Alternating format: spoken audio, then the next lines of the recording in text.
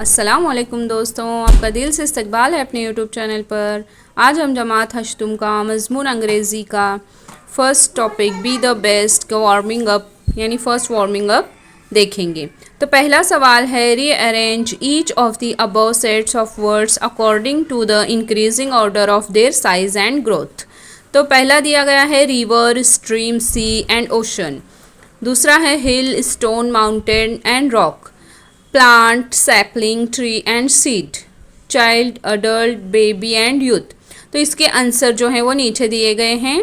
पहला आएगा स्ट्रीम, उसके बाद आएगा रिवर, सी और लास्ट में ओशन आएगा क्योंकि ओशन सबसे बड़ा होता है। स्टोन, रॉक, हिल, फिर आएगा आखिर में माउंटेन। सीड, सैपलिंग, प्लांट, फिर tree. Baby, child, youth and आखिर में आएगा अडल्ट। अब है सवाल question number 2। In your pre primary classes you must have learn the story of the lion and the mouse. Read it in English and fill in the gaps using words given in the box. तो हमने बहुत मर्तबा शेर और चूहे की जो है कहानी पढ़ चुके हैं, अब उसे हमें यहाँ पर कंप्लीट करना है।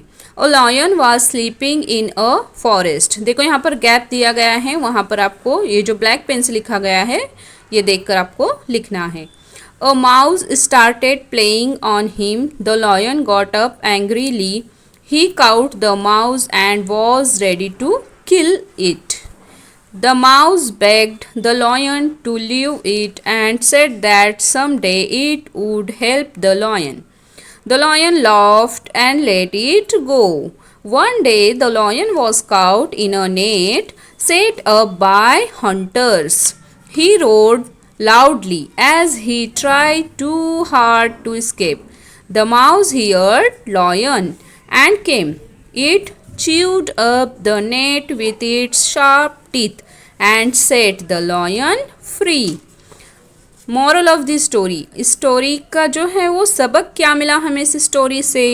Proud has a fall, modesty rewarded. अब ये हुआ वार्मिंग अप। अब यहाँ पर हम इसकी मश्क भी देखेंगे। Be the best. देखो यहाँ पर क्वेश्चन है, write 8 pairs of rhyming word in poem. Rhyming words लिखना है जो पोयम में आए हैं। Hill, rill, bee, tree. Grass, bass, make, lake. Crew, do, here, near. Trail, fail, star, are. इस तरीके से राइमिंग वर्ड्स हैं। अब क्वेश्चन फर्स्ट है, read the words names given below.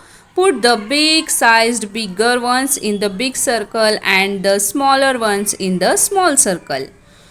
अब यहाँ पर कुछ वर्ड्स दिए गए हैं, जो बड़ा है उन्हें हमें बड़े सर्कल में लिखना है और जो छोटा है उन्हें हमें स्मॉल सर्कल में लिखना है। देखो यहाँ पर musky, tree, pine, lake, bass, bush, highway, scrub, rill, sun, star and trail.